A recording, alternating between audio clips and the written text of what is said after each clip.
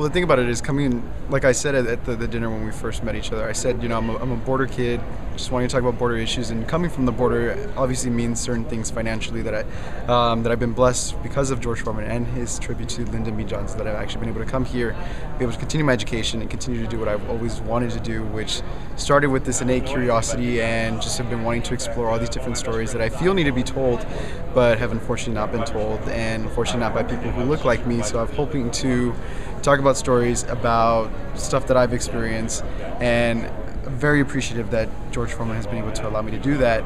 not because of financially, but just the sort of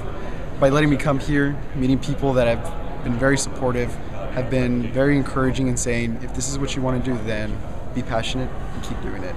Talk to me about not only the legacy, but you carrying the legacy forward. What do you want to do with this and your life? Where do you see yourself in 5 years? In 5 years, I know things change very quickly, and I know I've always been one to, I can have a plan, but I know that sometimes that plan changes and you have to be ready to move. If you have to move, you have to be ready to go somewhere if you have to go somewhere, and that's just kind of the nature of the business, and that's kind of what we have to do. So I may have something that I think I want to do in 5 years, but I think by realizing that it can change in a second and you're ready to do that,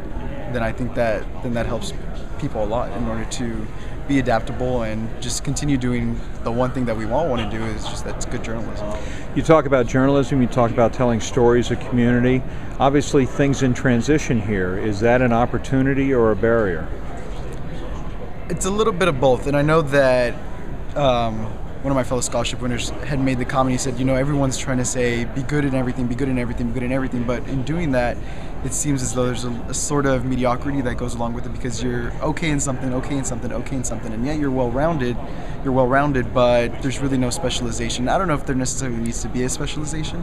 but just, and we've talked about it in all the sessions, just is it quality or quantity, and when exactly should things be done, expediency, and I think there's some barriers, and there are some good things about sort of the technological advances that we've encountered, but there's still a lot of things that I still haven't understood about some of the things that are out there, and I know they're going to change in the next couple of minutes, and they're going to change in the next couple of months,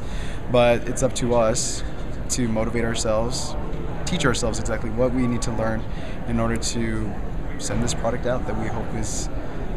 what we're proud to send out. And finally, kind of a verbal handshake, you're wrapping up your RTDNA at NAB convention as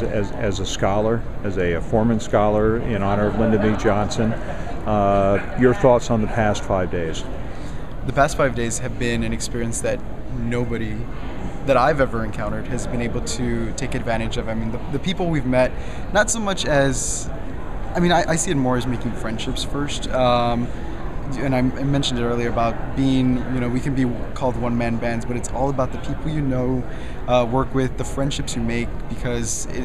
you have to make sure that the working environment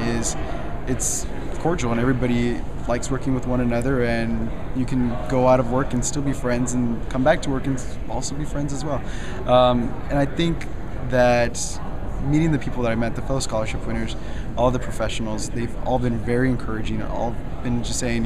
this is what you want to do, we fully support you. But I also understand that in doing that, it's going to be up to us in the next few years to encourage the other students who come, say, RTDNA, support RTDNA, do what you want to do and do it to your best ability. And I think that there have been some people here, and I really, really appreciate that they've done that, been very frank, told it like it is, and I feel that at school and just from other people that I've met, they haven't really been doing that for me, and I really appreciate that here.